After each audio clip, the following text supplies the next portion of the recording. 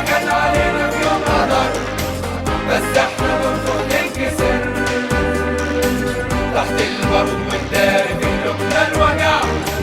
خليك جدع مستنيك، مش باقي غير الدم فوق أرض الحرم، واصحابك اللي في السجون من غير تهم، معقول تبيعهم بالرخيص وتقول لهم مش مستعد أكون جدع؟